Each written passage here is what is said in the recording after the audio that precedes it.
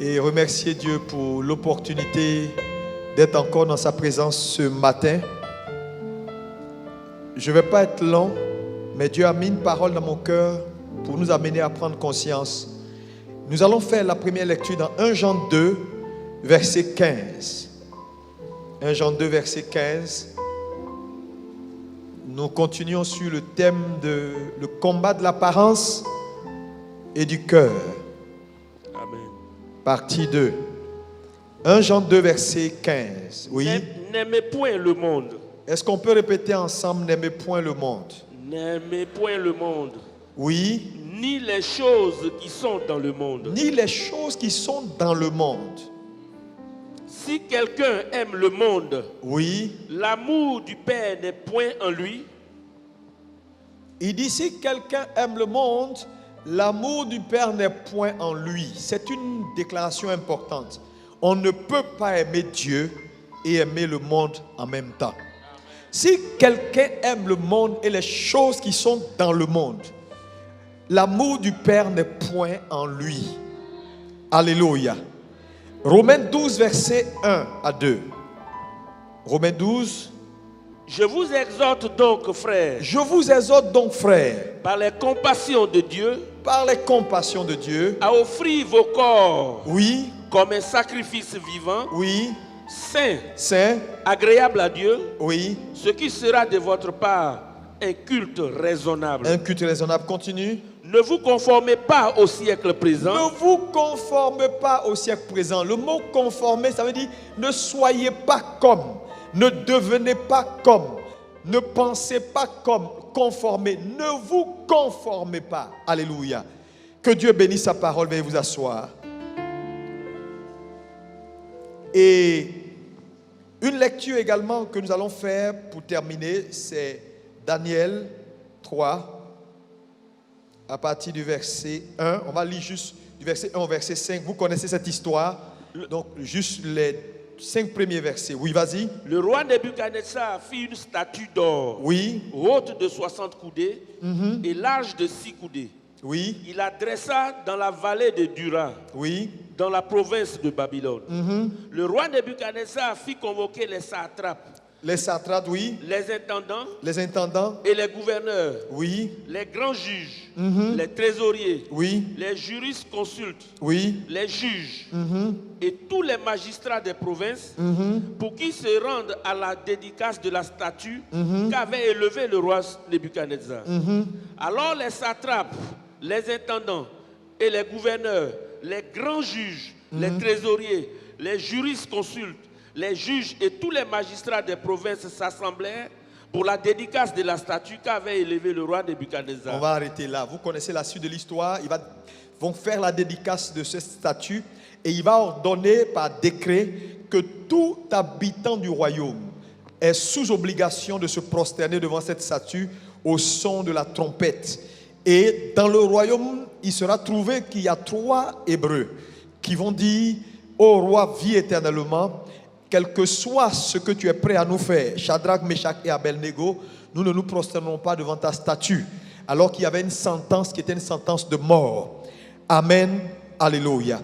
Donc, depuis dimanche dernier, je vous parle de ce que j'intitule le combat de l'apparence et du cœur. Et ce matin, je vais mettre l'accent sur un point particulier. Frères et sœurs, vous devez comprendre que le monde dans lequel nous vivons. Certes, nous vivons dans ce monde, mais le monde n'est pas notre habitation. Dis à ton voisin, le monde n'est pas chez toi. Oh, dis-lui ça bien. Encore.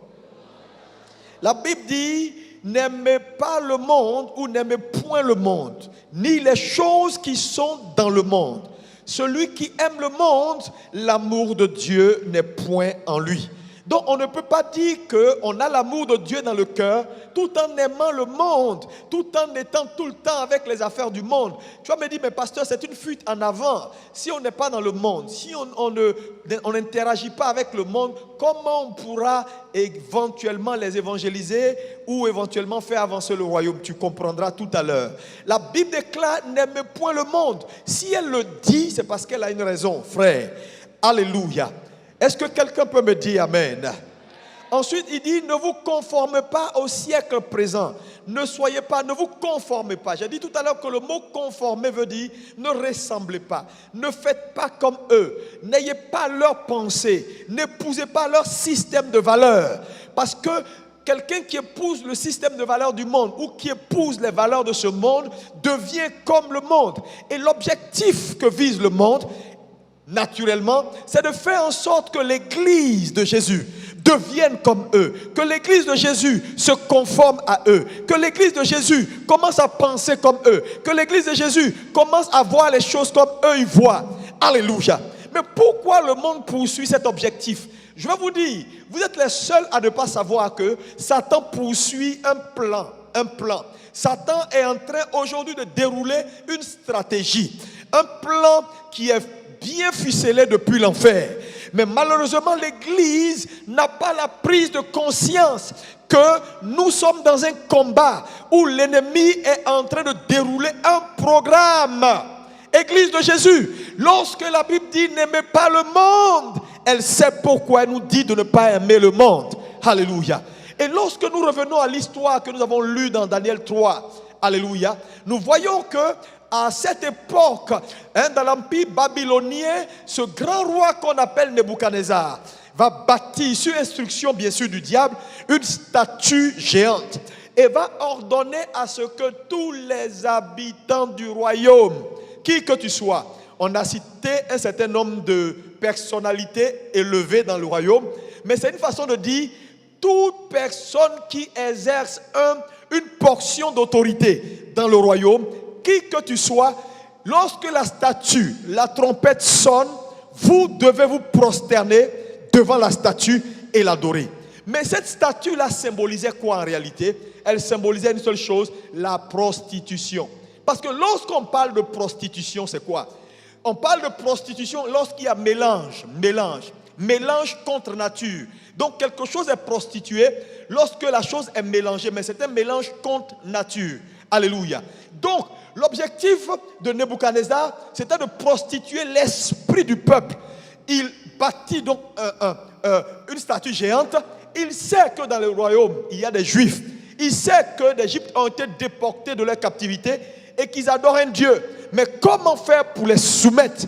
Comment faire pour prostituer leur foi? C'était de donc signer un décret et dire quiconque ne se prosterne pas devant cette statue-là, il sera mis à mort. Donc à chaque fois que quelqu'un, par peur, décide de se prosterner, alors il fait quoi? Il prostitue sa foi, il prostitue sa communion avec Dieu. Mais la Bible déclare qu'il fut trouvé trois personnes.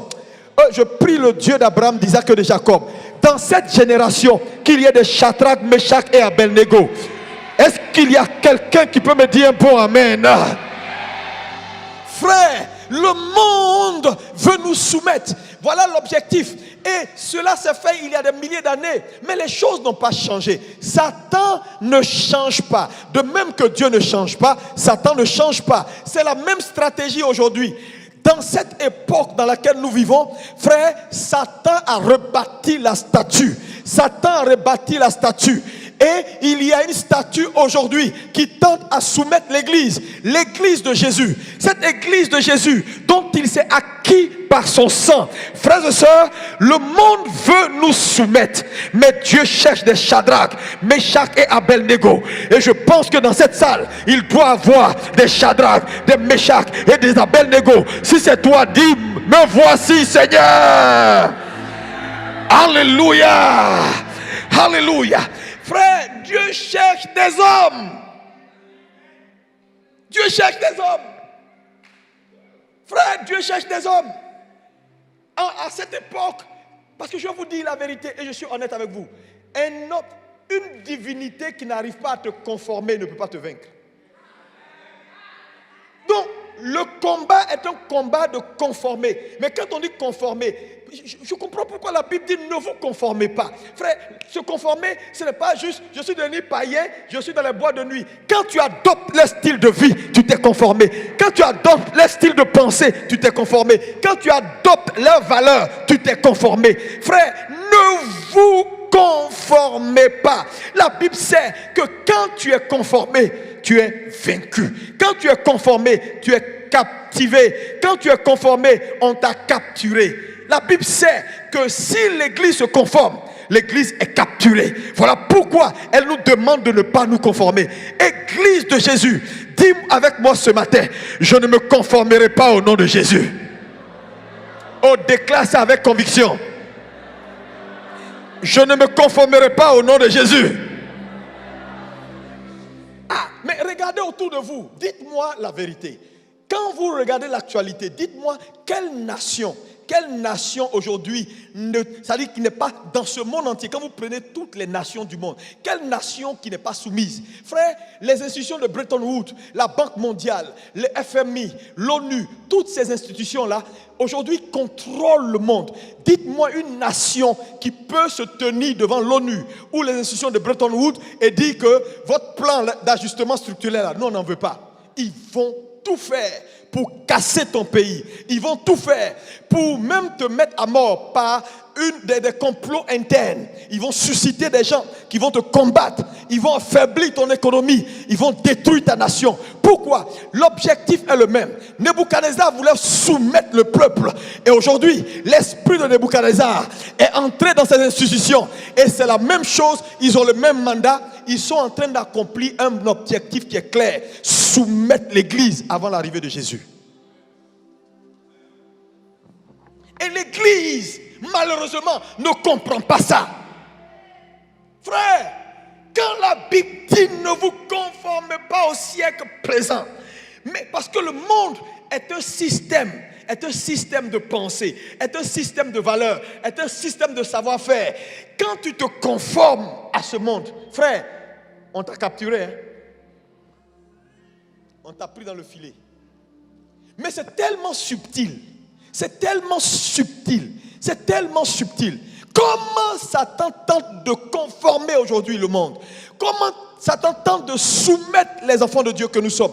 Comment Satan tente de nous amener à nous prosterner devant la statue de Nebuchadnezzar des temps modernes? Quelle est cette statue des temps modernes? La première chose que tu ne dois pas oublier, c'est que Satan travaille pour que l'amour du monde entre dans les cœurs. Frère, l'amour du monde a grandi dans l'église. Je vous dis, observez autour de vous, vous verrez. Les gens aiment de plus en plus le monde. Et quand tu parles, ils disent, oui, mais pasteur, il n'y a rien de grave. Quand même, on est quand même dans le monde.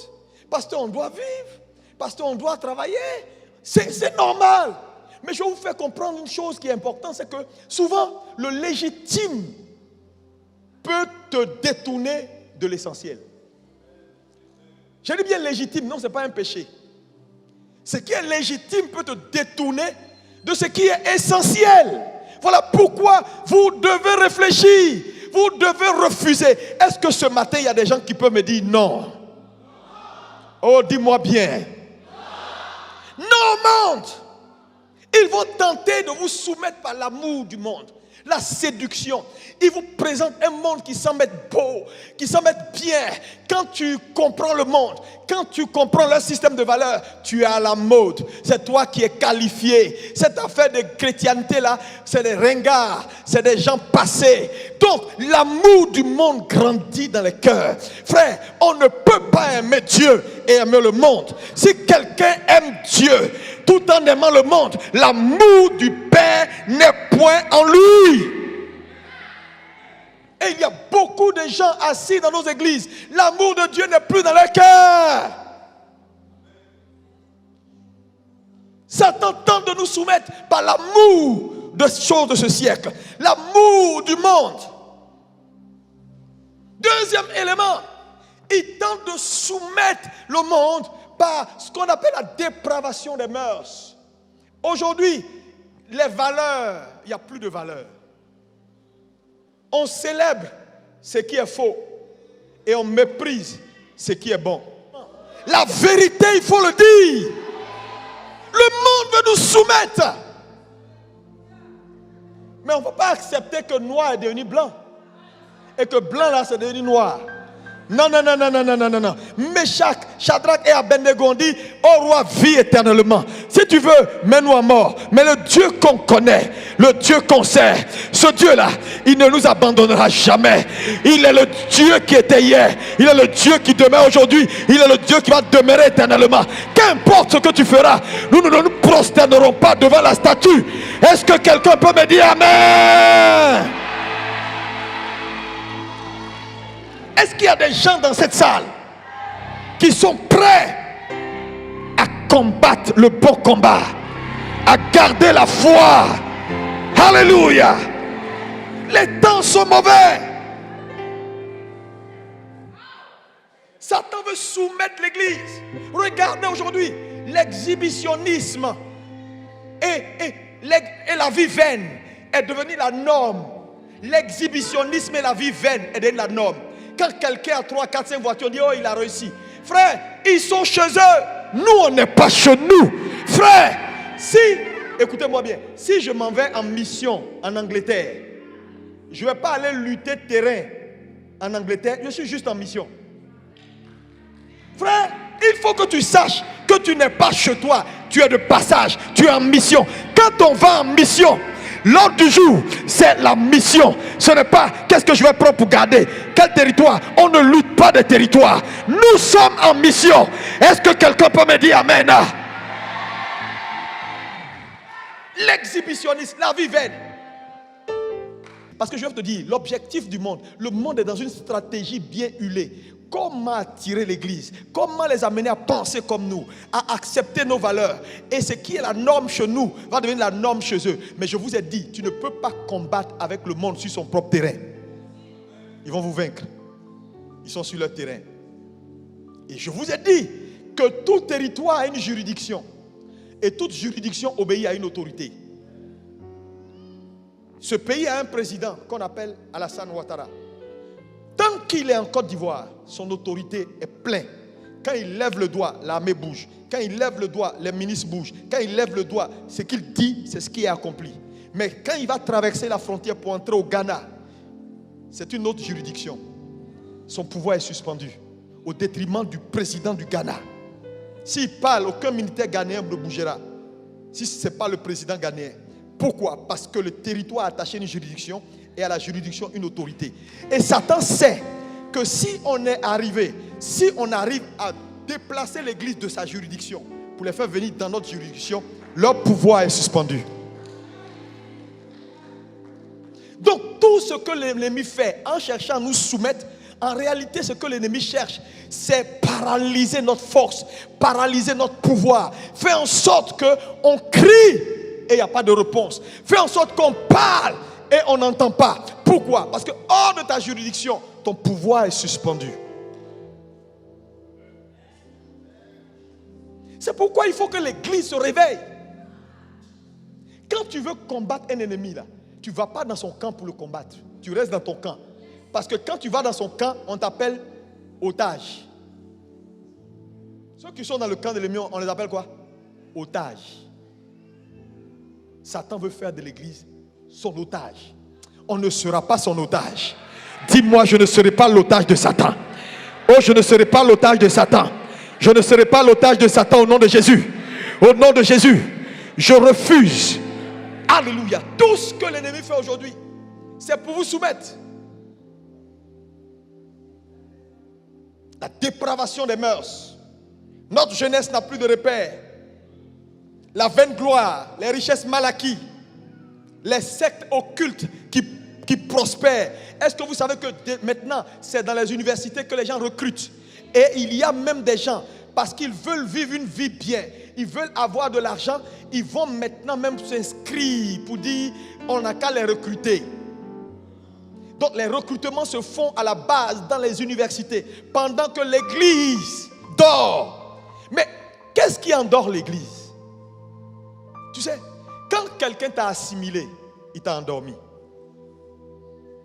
Parce que tu ne peux pas dire à Satan, sors, je te lis. Il va te dire, mais aïe, on fait la même chose.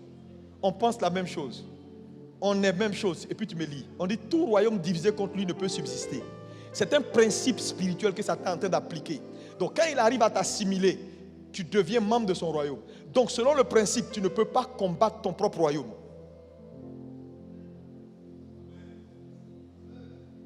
Donc, le pouvoir de l'église ne marche pas.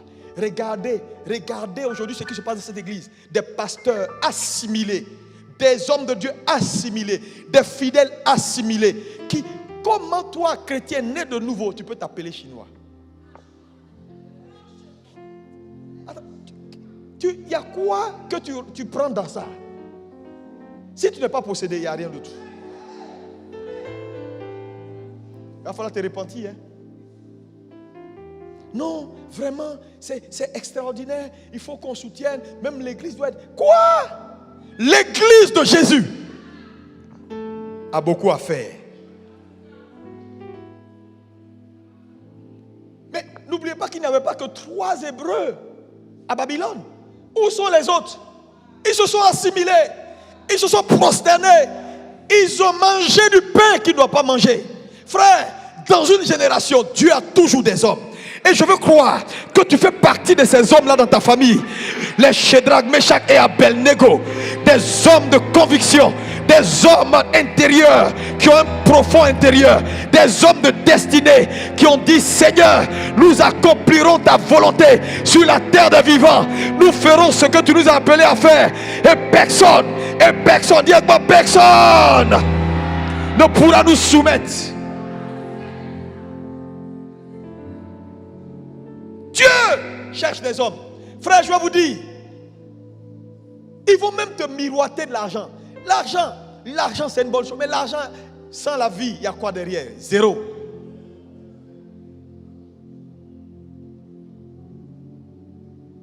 J'ai fait une prière cette semaine. J'ai dit: Seigneur, fais-nous un couloir. Dans ce monde perdu, fais-nous un couloir. Pour avoir accès à ces richesses-là. Si le nombre de millions qui ont été dépensés cette semaine-là, si on mettait ça dans la main d'un évangéliste, des gars dans le camp de l'ennemi. Mais ils ne le feront pas.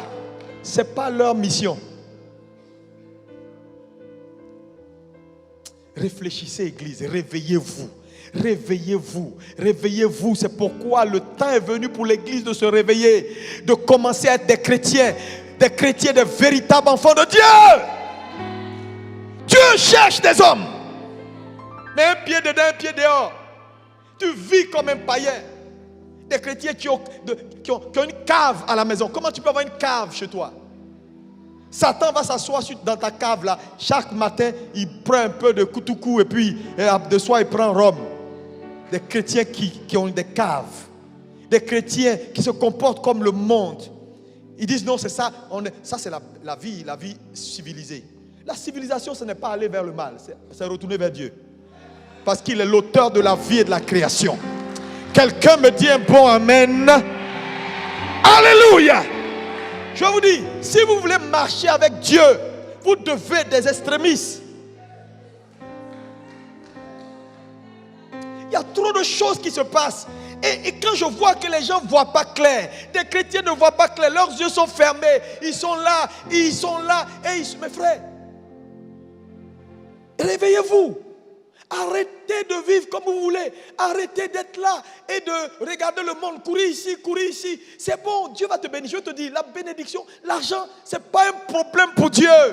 Dieu va t'en donner autant que tu veux. Mais Dieu veut d'abord que tu comprennes que dans cette affaire, c'est une affaire de stratégie de bataille. La statue est élevée. Comment soumettre l'église? C'est un envoûtement général. Nous devons casser dans le ciel. Et Dieu m'a dit, ce soir, pas ce soir, à 17h, on m'a fait 1 heure de prière. Il m'a dit ça depuis hier nuit. 1 heure de prière, 17h, 18h. On va prier pour la Côte d'Ivoire et la sécurité dans la vie. Parce que les temps qui arrivent, il va y avoir beaucoup de choses qui ne sont pas bien. Mais en 1 heure, s'il y a des Shadrach, Meshach et Abednego ici, dans cette salle, frère, à 17h, nous allons soumettre à la volonté de Dieu. Frère, nous allons appeler Jéhovah, le Dieu qui combat, le Dieu qui est sur son chariot. La Bible décrit comme le Dieu de guerre, le Dieu qui combat et personne ne peut tenir. Frère, il va descendre et avec son pouvoir, il va sauver ce pays. Quelqu'un me dit Amen. power. Le Dieu que nous servons a le pouvoir. On va lever la voix. Aïe, aïe, aïe, aïe, quelque chose va se passer dans le monde spirituel. Quelque chose va se passer dans le monde spirituel. Frère, nous savons comment, lorsque Goliath a appelé son Dieu et qu'il a maudit David par ses dieux, David n'a pas eu peur. David a dit: tu viens contre moi avec la lance et le javelot. Au nom de l'Éternel des armées, je viens contre toi. Frère, nous allons aller contre eux. Au nom de l'Éternel des armées, celui qui est le créateur du ciel et de la terre. Le temps de se réveiller, c'est maintenant. Ce pays-là ne va pas rester entre les mains de Satan. Comment? Frère, tu sais, nous allons déjouer tous les pronostics. Jésus-Christ est le maître des temps et des circonstances. Il est le maître des temps et des circonstances. Oh mon Dieu, nous allons appeler ce soir la foudre. Dieu va grogner du ciel. Les autels sataniques, les autels démoniaques bâtis pour influencer la destinée de cette nation. Nous allons ordonner que le sang de Jésus, le sang qui parle plus que le sang d'Abel, le sang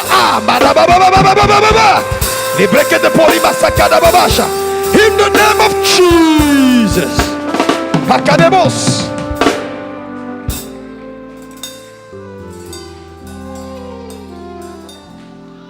Frère, Satan relâche dans ce temps de la fin un esprit d'assoupissement. Les gens commencent à s'endormir. Un esprit d'assoupissement. Les pasteurs voient même plus clair. Les évangélistes voient plus clair. Les fidèles ne voient plus clair. Tout le monde est assoupi. Frère, au nom puissant de Jésus-Christ de Nazareth, j'enlève sur ta vie tout esprit d'assoupissement au nom de Jésus. Que Dieu illumine ton esprit ce matin.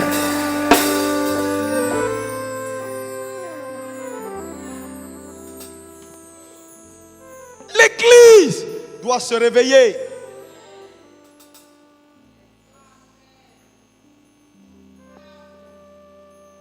Satan est dans son rôle. Il fait son travail. L'église doit comprendre que ce n'est pas juste un jeu. Ce n'est pas juste un jeu.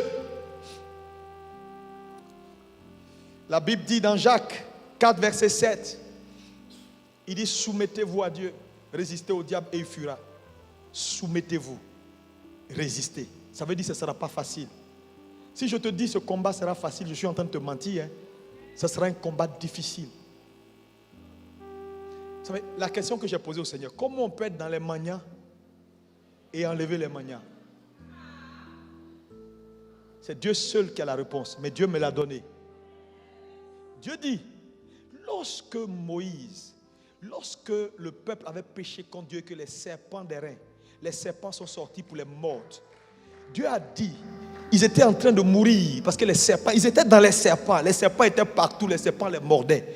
Et Dieu a dit, au lieu de vous préoccuper des serpents, faites une seule chose, pour vivre étant dans les serpents, fixez les yeux sur le serpent des reins qui est sur la croix.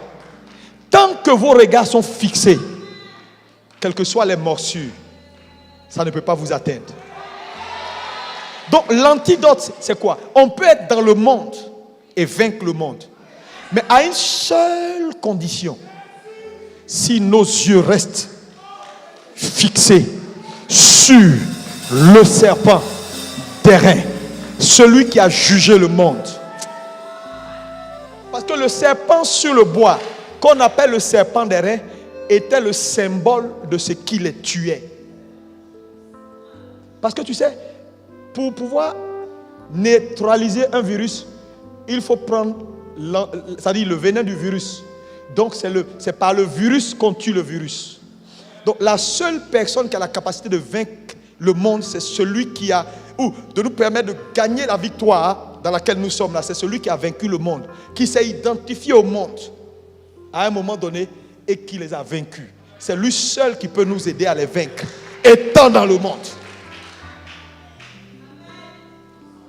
Le problème c'est quoi? Comme eux ils connaissent le principe, ils font tout pour que ton regard ne reste pas constant sur ce qui te donne la vie et la capacité. Donc, par la distraction, par la soumission, par la prostitution de ta foi, il détourne ton regard de ce qui te donne la vie. C'est pourquoi j'ai dit, quand un homme est soumis, il est capturé.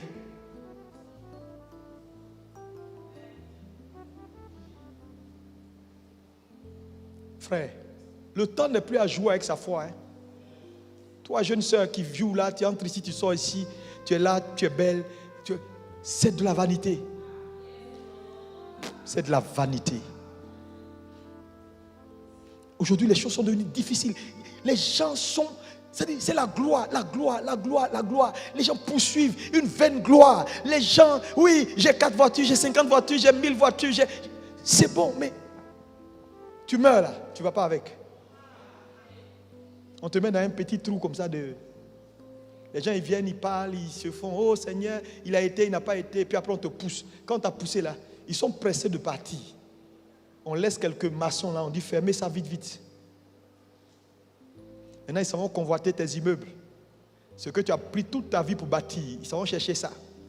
Mais ce que tu as bâti pour Dieu, personne ne peut prendre ça.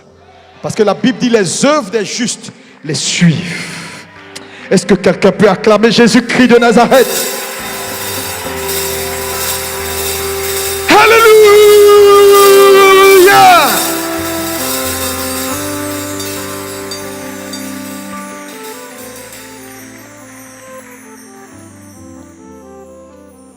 Ils peuvent tout te prendre, mais ils ne peuvent pas te prendre ta foi et ce que tu as fait pour Dieu.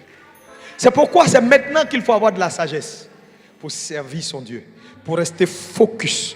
Là où les choses sont compliquées, ça sera difficile. Je suis d'accord. C'est pourquoi il a dit résistez au diable. Pourquoi? Parce qu'il fera tout pour vous soumettre. Je dis, il ne va pas lésigner sur les moyens pour vous soumettre. Il ne va pas lésigner sur les moyens. Je vous le dis, il ne va pas lésigner sur les moyens. Satan n'est pas un enfant de cœur. Vous savez, le diable a 2 faces. Dans sa stratégie, il y a cette face. Il y a la stratégie du serpent et il y a celle du lion rugissant. Celle du serpent, c'est celle qui va tenter de sourire et aller doucement par la séduction. Mais quand il échoue dans la séduction, il bascule dans la force. Il a fait avec Jésus. Il a tenté de soumettre Jésus, il n'a pas pu. Vous savez pourquoi Satan a tué Jésus par la force? Parce qu'il a tout fait. Il a dit, tous les hommes nés d'une femme, je les ai soumis. Mais lui, là, il est qui? Je vais le soumettre. Mais il s'est battu pendant 33 ans sans pouvoir soumettre Jésus. Il dit, Joe, il faut que je lâche la première stratégie pour dévoiler ma face. Maintenant, il va rougir et il va saisir l'homme. Sans raison. Mais c'est dans ça qu'il perd sa raison. Quand Satan bascule dans la violence, il perd toujours sa raison. Église, réveillez-vous.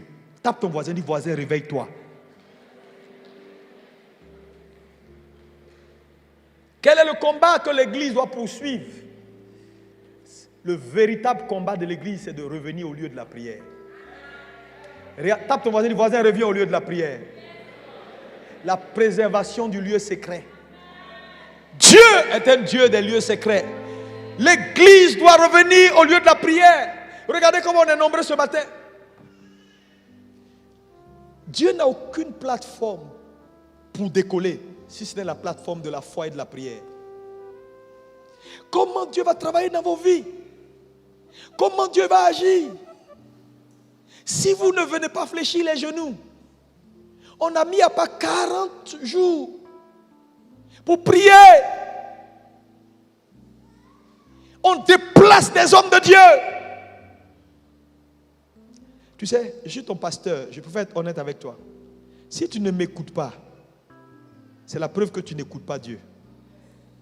Parce que Dieu ne va pas descendre pour te parler. Il va utiliser un homme pour te parler.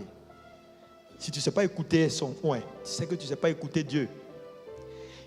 La prière, c'est le lieu du combat. Si nous voulons vaincre ce monde, je te dis, tu n'as aucune possibilité de vaincre ce monde-là. si tu n'es pas un homme de prière. Parce qu'ils ne travaillent pas simplement par la séduction. Ils ont un pouvoir derrière qui va te soumettre sans que tu t'en rendes compte. Regardez, c'était beaucoup de Juifs qui sont allés en captivité. Pourquoi il n'y a que 3 seuls qui ont dit si on doit mourir, on meurt. Mais au roi. Mais quand le roi les a arrêtés et les a jetés dans le feu et qu'il est venu faire le constat, il dit mais est-ce qu'on n'a pas jeté 3 personnes? D'où vient? Mais la question que je me pose, pourquoi quand on les attrapait, où était Dieu? Quand on les liait, où était Dieu? Quand on les prenait pour les lever comme ça, où était Dieu? Quand on les jetait, où était Dieu? Quand ils ont atterri dans le feu net, Dieu a apparu.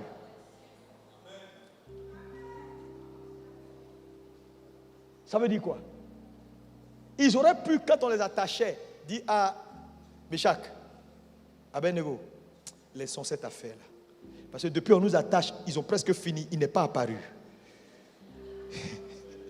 Ils ont presque fini, hein? Ok, on va attendre un peu. Ils nous ont pris, ils nous ont levés. Meshach, moi je te dis, moi je vais dire, déposez-moi, je vais me prosterner. Dieu connaît mon cœur, après il va me pardonner. Mais Dieu a laissé qu'on les jette dans le feu. Ça veut dire quoi? Les persécutions viendront. Les choses seront peut-être difficiles. Je ne sais pas dans quelles conditions tu peux te trouver. Depuis que tu as accepté Jésus, les choses vont mal. Ta foi va mal. Les choses sont compliquées. Tu n'as pas les résultats. Tu ne cherches pas femme. Tu ne cherches pas garçon. Tu es une jeune soeur. Tu t'es consacré. Tu fais des efforts. Et puis celles qui font des bêtises, elles semblent prospérer. C'est elles qui ont voiture, qui viennent à l'église, elles garent leur 4x4 BMW. Et puis tu es là avec ton taxi. Seigneur, Dieu a béni cette soeur là-haut. Puis elle marche, elle rentre à l'église, s'assoit. Et puis elle a fait comme ça pendant le culte. Elle regarde son visage. Elle met un peu de fond de teint. Et puis tu es là, tu pleures. Seigneur, est-ce que c'est moi qui ai tué Jésus? C'est pas toi qui l'as tué. C'est une affaire de temps. C'est une affaire de temps. C'est une affaire de temps. Le Dieu que tu sais, il ne vient jamais en retard. Je dis, il ne vient jamais en retard.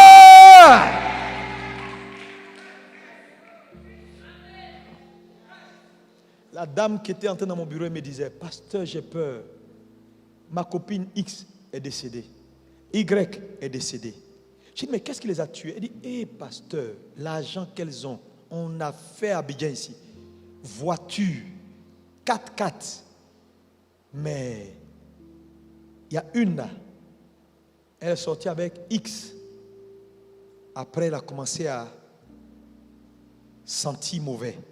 Même quand elle se lave, si elle rentre dans cette salle, pasteur, tout le monde aura mal à la tête à cause de l'odeur qu'elle dégage. Elle met tous les parfums au monde, mais l'odeur sort d'elle comme ça, comme une odeur de mort.